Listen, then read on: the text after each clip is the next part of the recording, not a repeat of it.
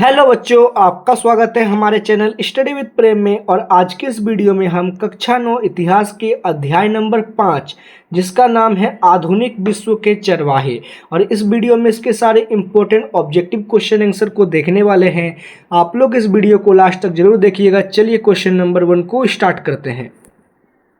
तो यहाँ पर क्वेश्चन नंबर 1 है, पहले क्वेश्चन को पढ़िएगा, ठीक है। क्वेश्चन नंबर 1 है, आधुनिक विश्व के चरवाहे अध्याय का मुख्य विषय क्या है। तो जो आधुनिक विश्व का चरवाहा है ना, इस अध्याय का मुख्य विषय क्या है, तो वो है पशुपालक और घुमंतू समाज। इस विषय में, इस अध्याय में हमें पशुपालक और घुमंतू समाज के बारे में बताया गया है, ठीक है। क्वेश्चन नंबर 1 क्लियर है। फिर आगे है क्वेश्चन नंबर 2 नंबर का प्रश्न जो है वो है, भारत में चरवाहे समाज मुख्यतः कहाँ पाए जाते हैं। तो जो भारत में चरवाहे समाज है ना, वो मुख्यतः कहाँ पर पाए जाएंगे, तो पहाड़ों और शुष्क क्षेत्रों में, इन्हीं जगहों पर चरवाहे समाज मुख्यतः पाए जाते हैं, ठीक है। 2 नंबर हो गया। फिर आगे है क्वेश्चन नंबर 3 नंबर का जो प्रश्न है वो है, अफ्रीका के चरवाहों का मुख्य जीवन आधार क्या है। तो जो अफ्रीका के चरवाहे हैं उनका जीवन का मुख्य आधार क्या है, तो वो है पशुपालन। पशुपालन ही अफ्रीका के चरवाहे लोगों का मुख्य जीवन आधार है, ठीक है। 3 नंबर का सही उत्तर होगा ऑप्शन नंबर बी। फिर आगे है क्वेश्चन नंबर 4 नंबर का प्रश्न है, पंजाब में चरवाहे समाज को किस नाम से जाना जाता है। तो पंजाब में जो चरवाहा समाज है उसे किस नाम से जाना जाता है भाई, तो उसे कहते हैं गुज्जर। किस नाम से, गुज्जर के नाम से जाना जाता है, ठीक है। 4 नंबर हो गया। फिर क्वेश्चन नंबर 5 का प्रश्न है, गड्डी चरवाहे किस राज्य से संबंधित हैं। तो जो गड्डी चरवाहा है ना, वो किस राज्य से संबंधित है, तो हिमाचल प्रदेश से। किस राज्य से, हिमाचल प्रदेश से। अगर आपको एग्जाम में ऐसे क्वेश्चन आता है तो आप लोग ऐसे टिक लगा सकते हैं, या गोल गोल करने वाला हो तो गोल कर सकते हैं, ठीक है। फिर आगे है क्वेश्चन नंबर 6 नंबर का प्रश्न है, गड्डी चरवाहे मुख्य रूप से किस पशु को पालते हैं।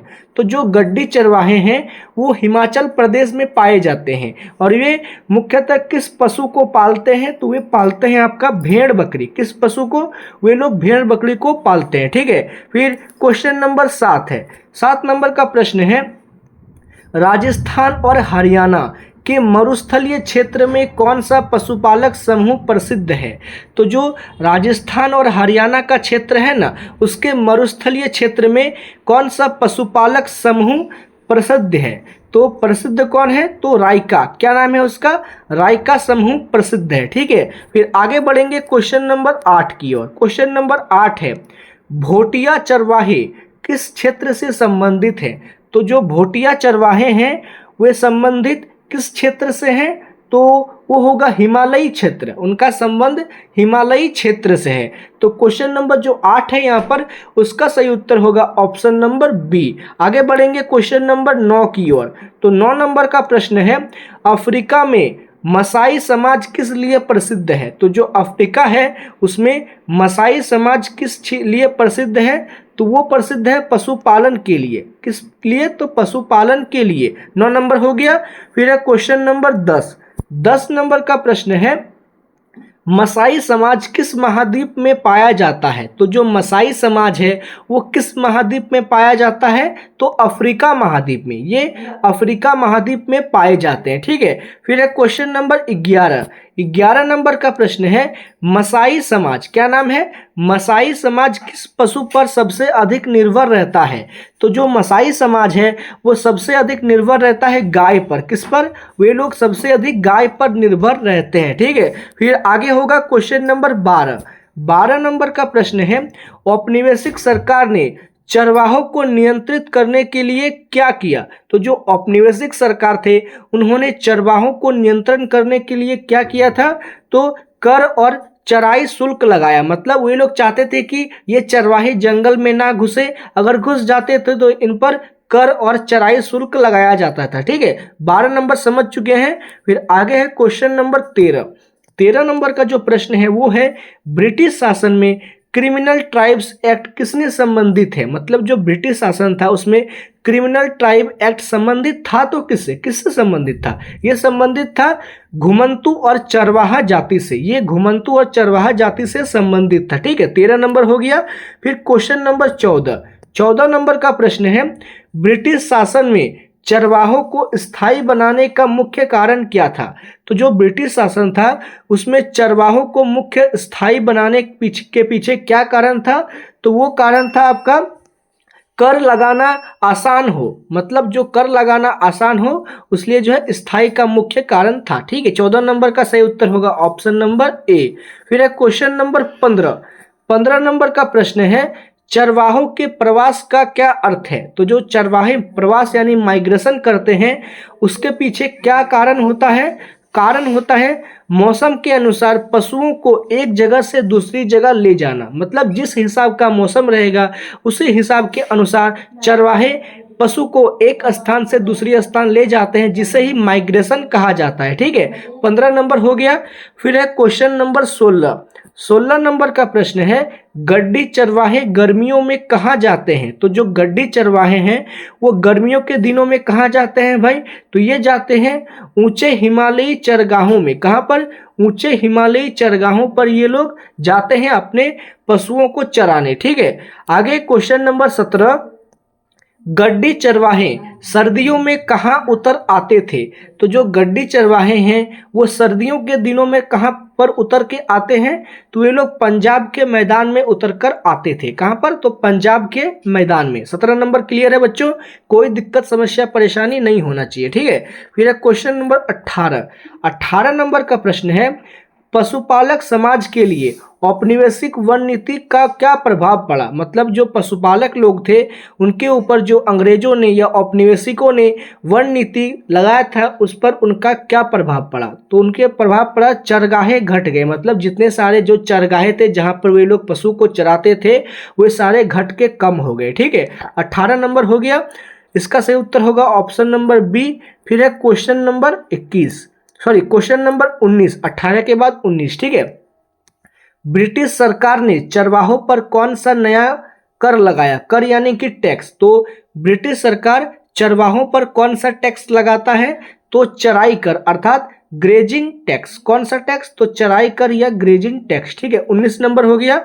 फिर है क्वेश्चन नंबर 20 नंबर का प्रश्न है, चरवाहों की आजीविका में सबसे अधिक बाधा कौन आई। मतलब जो चरवाहों का आजीविका था उसमें सबसे अधिक बाधा किससे आता है, तो वो आता है आपका औपनिवेशी नीतियां। किससे, जो औपनिवेशी नीतियां बदल रहा था उससे ही जो है चरवाहों की आजीविका में सबसे अधिक बाधा आया। ठीक है, 20 नंबर भी क्लियर है।